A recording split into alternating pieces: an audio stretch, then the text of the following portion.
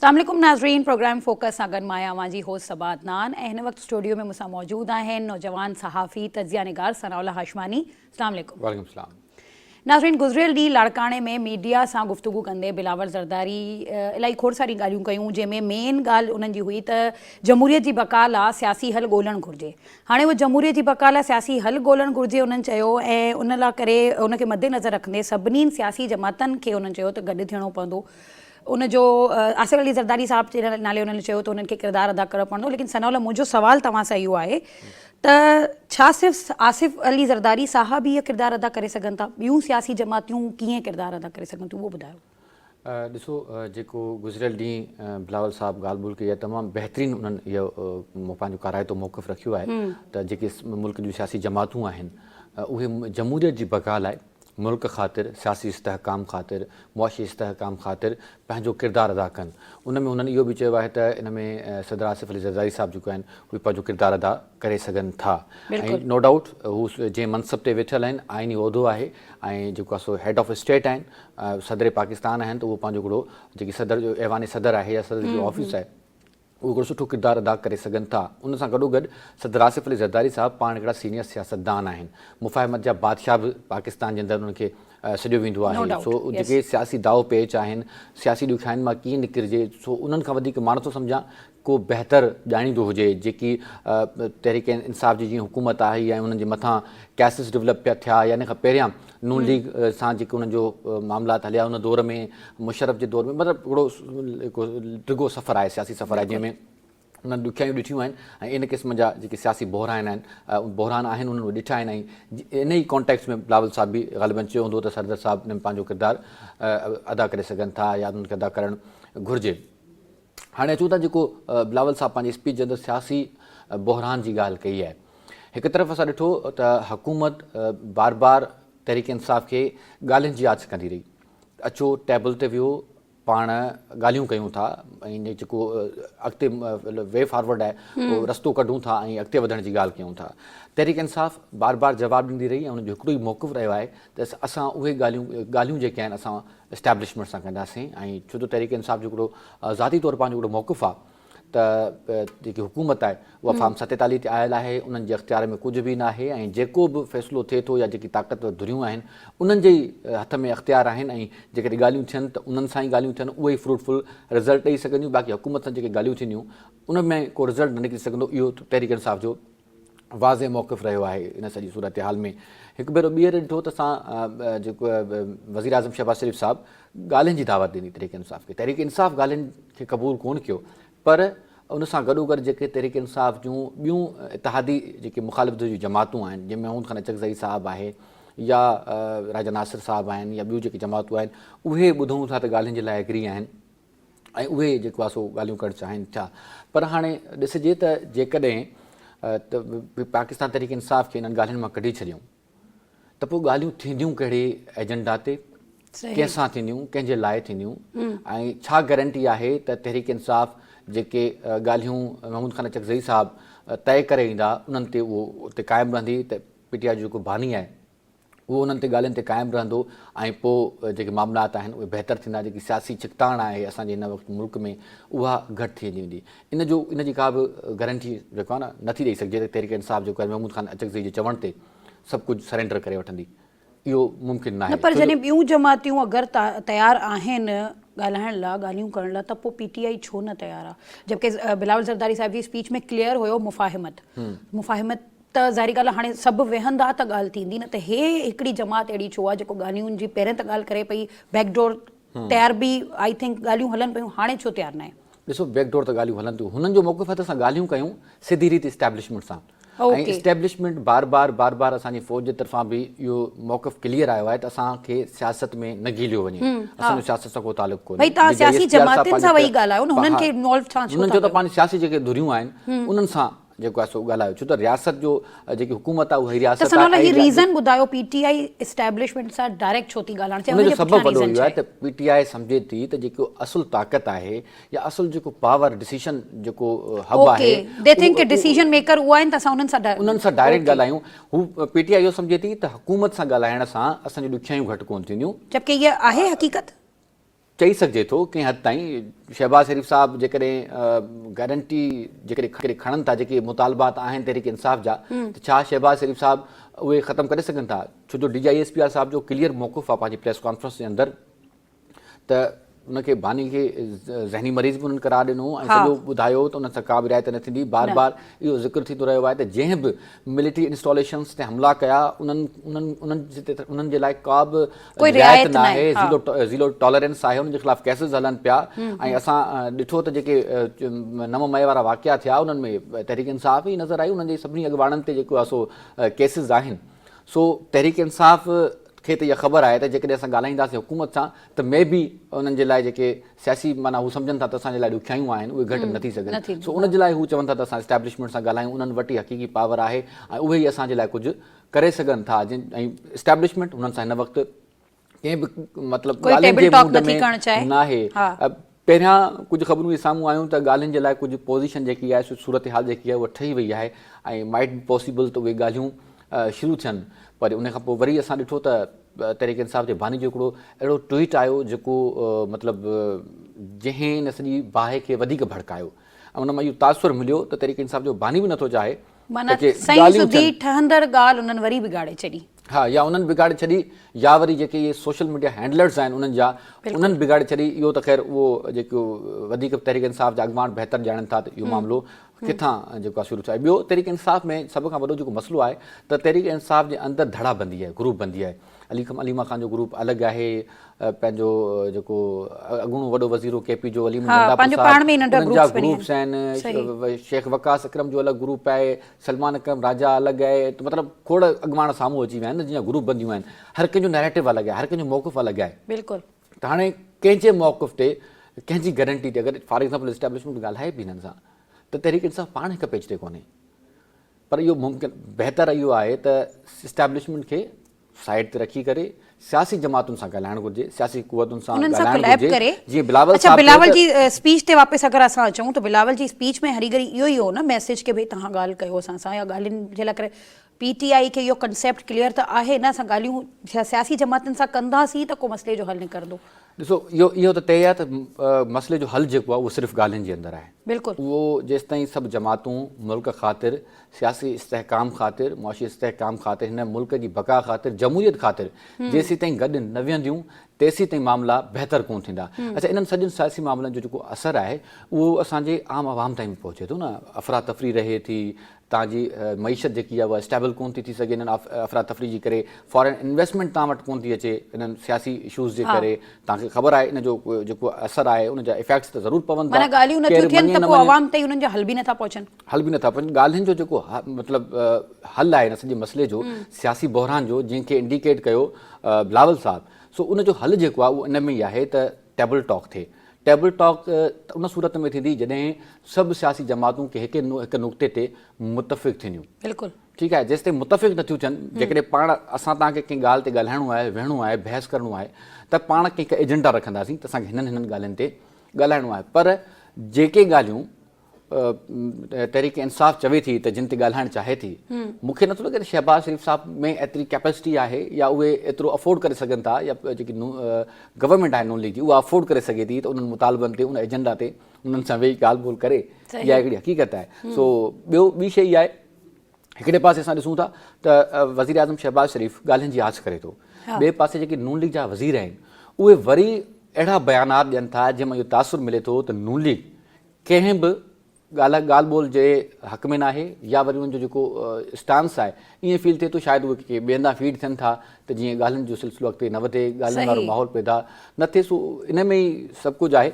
ऐं बिलावल साहब जो जेको अॼु जो जेको गुज़िरियल ॾींहं जो जेको बयानु आहे इहो सभिनी जमातुनि जे लाइ हिकिड़ो मैसेज आहे, सभिनी जमातुनि खे दावत आहे, सभिनी सियासी जमातुनि खे क़बूल करणु घुरिजे ऐं स्पेशली मौलाना फज़लुर रहमान साहब खे जेको आहे उहो इन में किरदारु अदा करणु घुरिजे। मौलाना साहब जेके आहिनि न हिन वक़्तु थोरी टेंस कंडीशन जे अंदरि आहिनि। अच्छा, मौलाना फज़लुर रहमान साहब जेकॾहिं खुली करे PTI सां गॾु अपोज़िशन में बीहनि था त ज़ाहिर आहे उन्हनि जा इस्टेब्लिशमेंट सां बि तालुकात ख़राबु थींदा, नून लीग सां बि तालुकात ख़राबु थींदा, पाकिस्तान पीपल्स पार्टी सां बि तालुकात ख़राबु थींदा। जेकॾहिं हू हुकूमत सां गॾु बीहे थो त संदसि मौक़िफ़ जेको आहे उहो डैमेज थिए थो, आवाम जे अंदरि उन जेकी मतिलबु मक़बूलियत आहे या उनजो जेको परसेप्शन आहे उहो ख़राबु थिए थो। उनजो मौक़िफ़ जेको आहे 27वीं तरमीम ते हुजे 6वीं तरमीम त मौलाना साहब पाण कराई आहे, लेकिन 27वीं तरमीम ते हुनखे खोड़ सारा एतिराज़ात आहिनि मौलाना फज़लुर रहमान साहब के। मौलाना साहब चवंदो रहियो त असांखे एतमाद में न वरितो वियो या कीअं। त पर हाणे मौलाना साहब जे हाणे मौलाना एतिराज़ात छा साहब कंदा जॾहिं 28वीं तरमीम जो बि ऑलमोस्ट ॻाल्हियूं थियनि थियूं पयूं। हा, त मौलाना साहब खे जेको आहे सो विच में किरदारु अदा करणु घुरिजे, सदर ज़रदारी साहब सां बि मिलणु घुरिजे, ऐं नवाज़ शरीफ़ साहब चुप करे साइड वठी वेठा आहिनि, उन्हनि खे बि अॻियां अचणु घुरिजे। नवाज़ शरीफ़ साहब शायदि इहो विसारे चुका आहिनि त उन्हनि सां छा थियो अरिड़हं खां पोइ, उहे कीअं मुल्क खां ॿाहिरि विया ऐं कीअं उहे तक़रीरूं कंदा, एंटी जेको स्टेट तक़रीरूं कंदा, उहे सरेआम जनरल जा नाला खणी बाजवा साहब जो, फैज़ हमीद जो, उन्हनि खे तनक़ीद जो निशानो बणाईंदा हुआ, ऐं उहो वक़्तु बि कंहिं कोन विसारियो आहे। सही। सनाउल्लाह, ब्रेक ते हलंदासीं। ब्रेक खां अॻु में सिर्फ़ु हिकिड़े सवाल जो जवाबु ॾींदा हलो त ठीकु आहे, सभु फॉर एग्ज़ाम्पल ॿियूं सियासी जमातियूं मञी थियूं वञनि ॻाल्हियुनि लाइ, PTI नथी मञे, रिज़ल्ट छा आहे? रिज़ल्ट को बि कोन निकिरंदो, उहे ॻाल्हियूं बेनतीजा आहिनि। जेसीं ताईं तहरीक इंसाफ़ खे तव्हां ऑन बोर्ड न वठंदो ॻाल्हियुनि में, छो जो इशू तव्हांजो कंहिंसां आहे। जेकॾहिं इशू मुंहिंजो तव्हां सां आहे त मां तव्हां सां ई ॻाल्हाईंदुमि, तव्हांजे पाड़े वारे सां कोन ॻाल्हाईंदुमि, या उन माण्हू सां कोन ॻाल्हाईंदुमि जेको तव्हांजी हिमायत करे थो। सही। सो हिन वक़्तु उन्हनि खे काउंसलिंग करणी आहे PTI जी? PTI खे ॻाल्हियुनि जी मेज़ ते जेको आहे सो आणणो पवंदो। PTI खे बि पंहिंजी नरमी ॾेखारणी पवंदी सियासी रवैये में, हुकूमत खे बि। छो त अल्टीमेटली फ़ाइदो उन्हनि जो बि आहे, सभिनी जो फ़ाइदो आहे, सॼे मुल्क जो फ़ाइदो आहे, जमहूरियत जो फ़ाइदो आहे। सियासी जमातुनि में जेतिरी हमाहंगी हूंदी, जमहूरियत जी बका लाइ बहितरी आहे। को वैक्यूम क्रिएट कोन थींदो जेको गैर जमहूरी कुवतूं जंहिंमां को फ़ाइदो वठी सघनि। सो उन वैक्यूम खे जेको आहे उहो क्रिएट थियणु न ॾिजे, ऐं सियासी जमातुनि खे हिकु प्लेटफॉर्म ते वेही ॻाल्हाइजे ऐं मसइलनि जो हल निकिरणु घुरिजे। माज़ी में बि जेके मिसाल की जमहूरियत थी, मौलाना जेको नवाज़ शरीफ़ साहब ऐं बेनज़ीर भुट्टो साहिबा जे विच में, इहो ई नवाज़ शरीफ़ बेनज़ीर साहिबा जे लाइ छा न ॻाल्हाईंदो हुयो, पर बेनज़ीर साहिबा फ़राख़ दिली जो मुज़ाहिरो कयो ऐं मुफ़ाहिमत जो रस्तो अख़्तियार कयो, ऐं बेनज़ीर साहिबा जो आख़िरी जेको पैगाम बिलावल साहब बि ॾिसनि पिया पंहिंजी स्पीच जे अंदरि, उहो मुफ़ाहिमत जो हुयो। उन्हनि आख़िरी किताब बि मुफ़ाहिमत ते लिखियो। सो मुफ़ाहिमत में जेको आहे उहा भलाई आहे, बहितरी आहे, सभिनी सियासी जमातुनि जी बका आहे। ठीकु आहे नाज़रीन, वठूं था हिकिड़ो ब्रेक, असां वापसि ईंदासीं, असां सां गॾु रहिजो। Will be right back, stay tuned.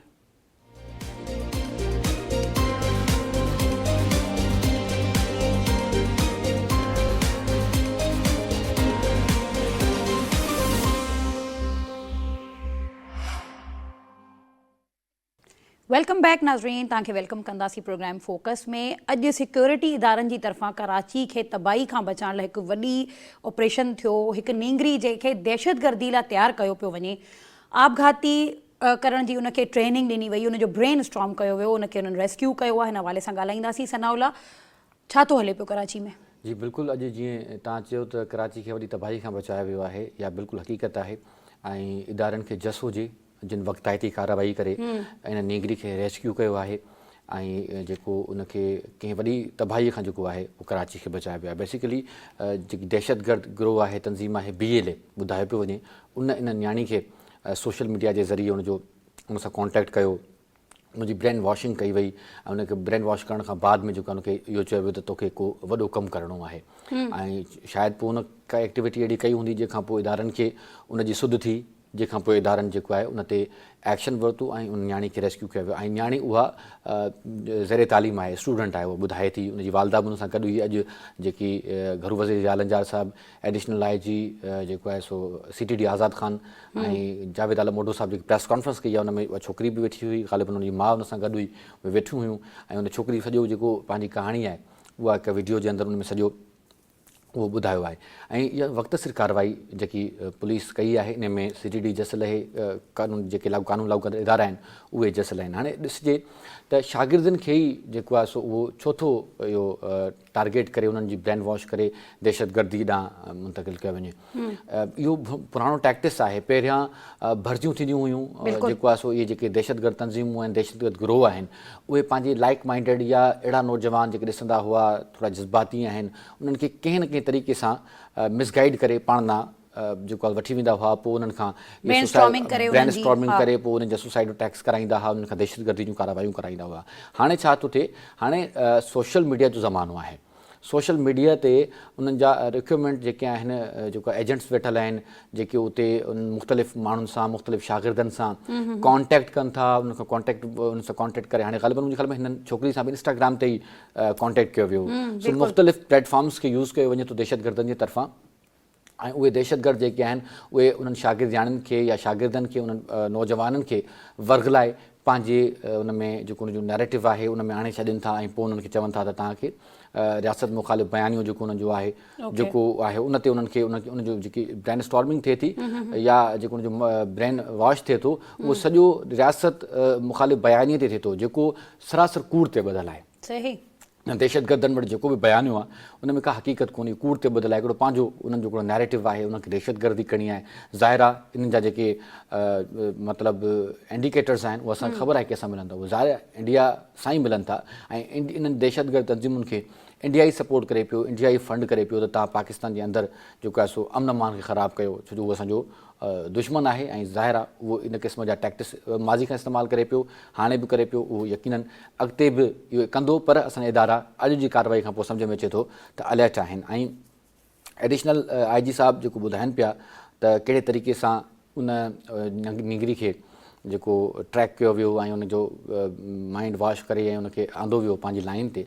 उन खां बाद में हाणे वालिदैन जिते वॾी ज़िम्मेदारी आहे, जेके स्टूडेंट्स पढ़नि था या स्पेशली जिन जो तालुक़ु जेकी इहो तव्हांखां पुछण वारी हुयमि त हे नींगरी जे जेको बयानु आयो हुन में हुयो त मां त टीचर ठहणु थी चाहियां, मतिलबु उस्ताद थी थियणु चाहियां, पढ़ाई हुनजी हले थी पई, हिकिड़ी नॉर्मल मतिलबु घराने सां तालुक़ु आहे न, अहिड़े ॿारनि जो बि इहे ब्रेन स्टॉर्म करे था वञनि त अगरि जेको सॼो ज़ाहिर ॿार वालिदैन ते छा ज़िम्मेदारी आहे त सोशल मीडिया ते नज़र रखनि, पंहिंजे ॿारनि जी हर हिकिड़ी हरकत सकनात ते नज़र रखनि, इहो आहे मसइले जो हल, या वरी इदारनि खे ई ॾिसणु खपे त भई सोशल मीडिया केतिरो ऑपरेट थिए थो छा नथो थिए, छा हिन मां छा तव्हां सम्झो था कंहिंजी ज़िम्मेदारी आहे?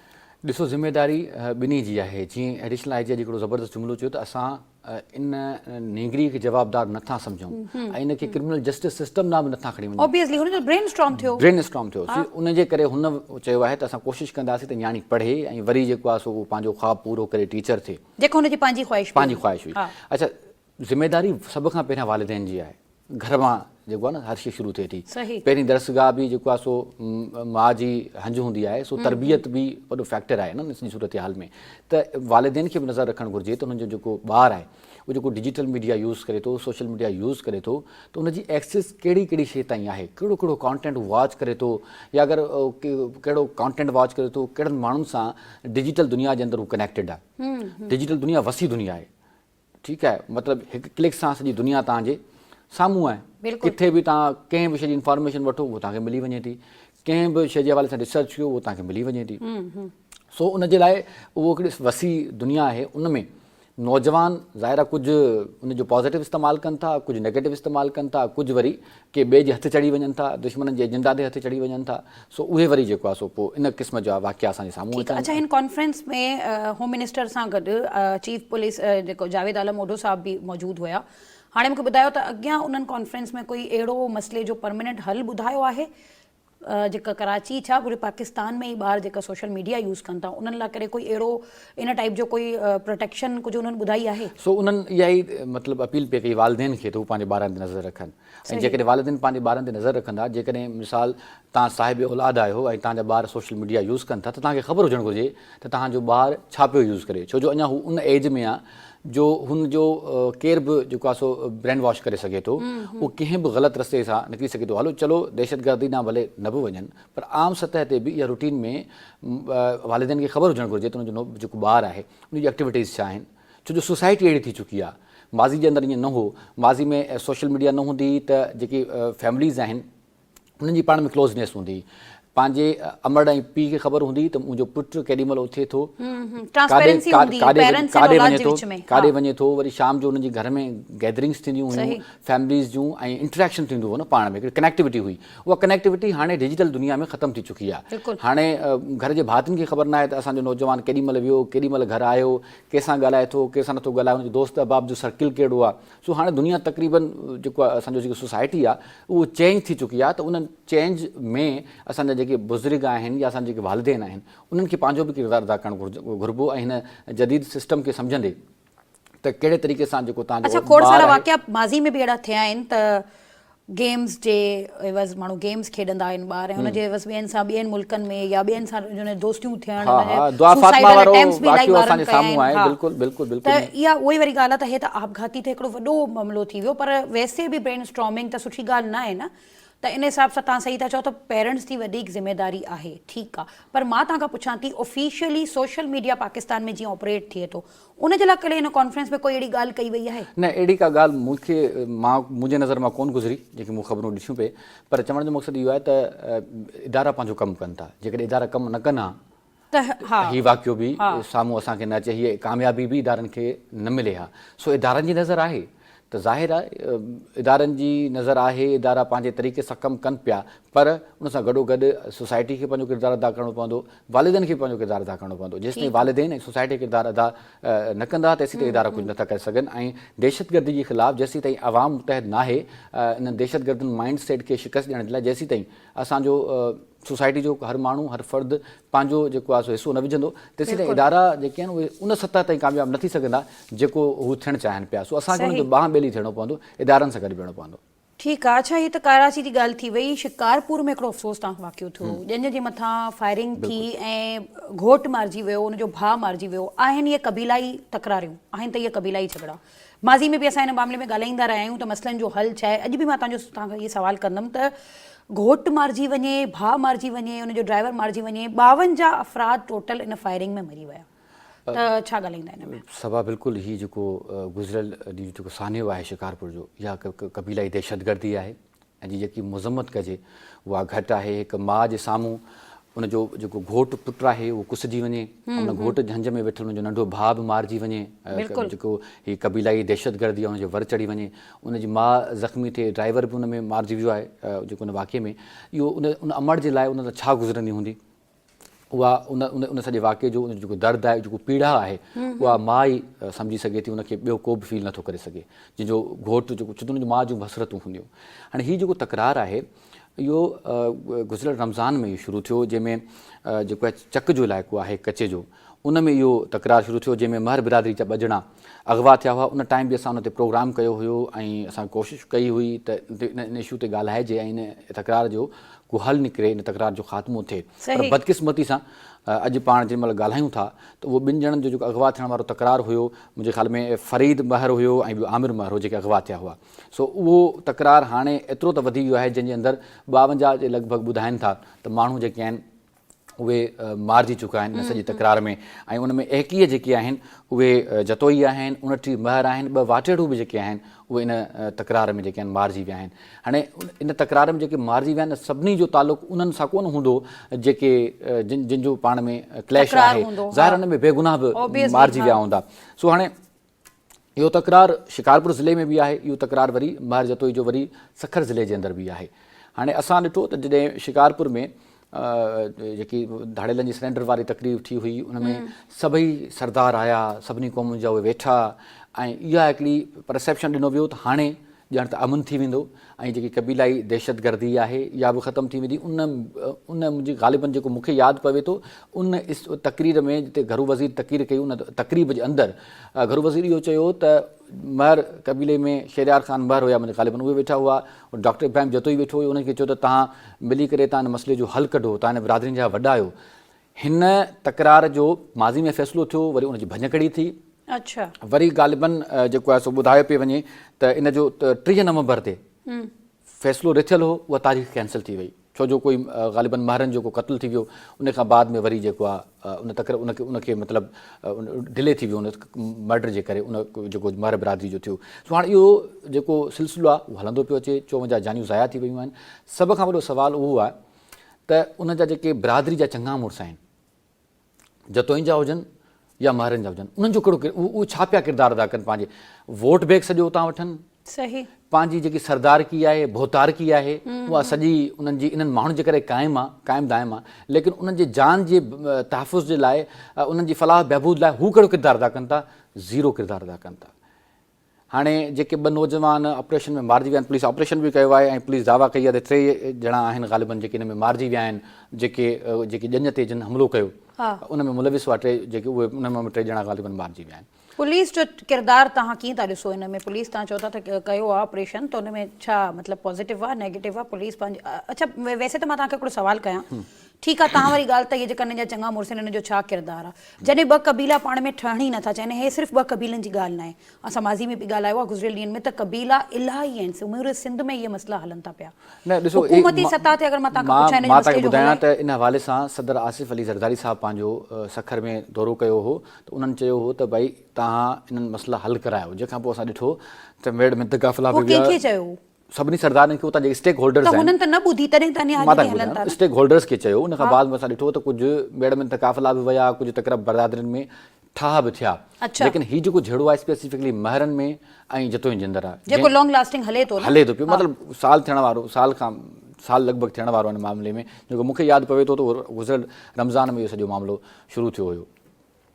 इन सॼे सूरत हाल में अच्छा, जॾहिं लास्ट टाइम इहो इहा बाहि भड़की, इन खां बाद में अॼु जेको वीडियो सोशल मीडिया ते गर्दिश करे पियो सरदार मोहम्मद ख़ुबश ख़ान महर जो, मूंखे यादि पवे थो त उहो वीडियो बि तॾहिं जो आहे, मतिलबु पुराणो वीडियो आहे, जंहिंमें उन्हनि इहो चयो हुयो त मूंखे जेकॾहिं इन अमन अमान जे लाइ जतोई सरदारनि वटि वञिणो पियो, ॿ पेर भरे वञिणो पियो त मां वेंदुसि, जेकॾहिं हू ईंदा त मां उन्हनि खे वेलकम कंदुमि। पर ख़बर न आहे त उहे पोइ सरदार मोहम्मद बख़्श महर साहब विया या जतोई सरदार होॾे विया या न विया, उन में उनजो कहिड़ो रिज़ल्ट निकितो? को बि असांखे त रिज़ल्ट नज़र न आयो। जेकॾहिं रिज़ल्ट उनजो नज़र अचे हा इन्हनि ॻाल्हियुनि जो, त हीउ 52 जानियूं ज़ाया न थियनि जा। 52 जानियूं इहो सिर्फ़ु नंढो जेके अंग आहे, जेको उहो अंग न आहे, इहे 52 ख़ानदान ऐं कुटुंब आहिनि। अच्छा, तव्हांखे हिकिड़ी ॿी शइ ॿुधायां त इन जेको पुलिस ऑपरेशन कयो आहे, उन में 2 नौजवान उहे बि मारिजी विया आहिनि जिन सरदारनि जे ख़िलाफ़ु ॻाल्हायो। अच्छा, जिन चाहियो पिए त भोतार नथा चाहिनि त इहो अमन अमान थिए, उहे बि मारिजी विया आहिनि। सो इहो त वॾो क्वेश्चन मार्क आहे, इहो त वॾो सुवालु आहे। ठीकु आहे, त जेको इन सॼी सूरत हाल में जेकॾहिं जेन्युइनली को किरदारु अदा करे सघे थो त उहे उतां इन्हनि सॼी बिरादरियुनि जा चङा मुड़ुस आहिनि, उतां जा स्टेक होल्डर्स आहिनि। जेकॾहिं उहे चाहिनि त सभु कुझु मुमकिन आहे। इहे के बि तकरार जेके हलनि पिया, इहे बिरादरियुनि जा, इहे बेसिकली बिरादरियुनि जा तकरार आहिनि, इहे क़बीलनि जा तकरार कोन आहिनि। इहे बिरादरियुनि जा नंढा नंढा तकरार आहिनि, पोइ इहे वॾा तकरार तब्दील थी वञनि था वॾनि तकरारनि में। ऐं पोइ वॾा तकरार अॼु वारे वाक़िए में इन में सभ खां वॾो, असां माज़ी में बि इहा शइ मूं पंहिंजे प्रोग्राम्स में चई आहे, इन में सभ खां वॾो जेको किरदारु आहे उहो मक़ामी पुलिस जो आहे, जेको मक़ामी पुलिस किरदार इन में अदा करे थी। जेकॾहिं इहे झेड़ा शुरू थियण वक़्तु ई इन्हनि खे हल कयो वञे, इन्हनि जा मसइला हल कया वञनि, कानून मूजिबि उन्हनि माण्हुनि खे सज़ाऊं ॾिनियूं वञनि, त इहे अॻिते वधनि ई न। हाणे थिए छा थो, छा क़बीलाई तकरारनि में जेके माण्हू क़तल थी था वञनि उन्हनि जी का सज़ा न आहे न? उन्हनि खे बि सज़ा ॾियणु घुरिजे। उहे जेके क़ातिल आहिनि उन्हनि ताईं पुलिस वञे, उन्हनि खे पकिड़े, उन्हनि खे फाई जूं सज़ाऊं ॾिए या ॿियूं अहिड़ियूं सज़ाऊं ॾिए जंहिंसां इहो जेको सिलसिलो रुकिजे। पर पुलिस जो हिन में किरदारु जेको आहे असांखे स्पेशली इन्हनि झड़नि खे ख़तमु कराइण लाइ पुलिस जो कोई एफर्ट नज़र कोन थो अचे त पुलिस इहे तकरार ख़तमु कराए। पर इहा ज़िम्मेवारी पुलिस सां गॾु गॾु स्टेक होल्डर्स जी बि आहे, उन्हनि माण्हुनि जी बि आहे जेके माण्हू जिन माण्हुनि उन्हनि खे वोट ॾेई असेंबलीज़ ताईं पहुचायो या जेके पंहिंजी सरदारकी जेके क़ाइमु करे वेठा आहिनि, जेको स्टेट विदिन स्टेट ठाहे वेठा आहिनि, उन्हनि माण्हुनि ते बि ज़िम्मेदारी आहे त पंहिंजे माण्हुनि जो ख़्यालु कनि ऐं उन जे लाइ किरदारु अदा कनि। पाण जेकॾहिं हली वञनि, मतिलबु सॼो वॾो हिकिड़ो फैक्टर हिते अनाउंस जो बि आहे त हिकिड़ो सरदार ॿिए सरदार ॾे छो वञे, हो सरदार हुन सरदार ॾे छो वञे, मतिलबु अनाउंस जो फैक्टर बि मूंखे फील थिए थो। थी सघे मां ग़लति हुजां ऐं ईअं न बि हुजे, पर मूंखे फील थिए थो त हिन में अनाउंस जो बि थोरो न फैक्टर आहे, जंहिंजे करे बि इहे मसइला हल कोन था थियनि। अच्छा, ॿी शइ, शिकारपुर जे अंदरि अॼु नौजवाननि एहतजाज कयो आहे इन्हनि खून रेज़ी जे करे। नौजवान चवनि था त असां ॿाहिरि निकिरी सां नथा कयूं, हिकिड़ी ख़ौफ़ जी फिज़ा आहे असांजे अंदरि, मतिलबु शिकारपुर जे पसगिरदाई जे अंदरि। तव्हां ॿुधायो त हिते माण्हुनि जी छा सूरत हाल हूंदी? केॾी महिल बि कुझु बि थी सघे थो, हर कंहिंखे ज़हन में हूंदो शहर में को वियो, कंहिं कम सां को सब्ज़ी वठणु वियो, को भाॼी वठणु वियो, झेड़ो ॿियनि जो मारिजी उहो वियो। त इहा सॼी सूरत हाल सॼे इलाइक़े जे लाइ जेका उहा ख़ौफ़ज़दा आहे, मतिलबु ख़तरनाक आहे।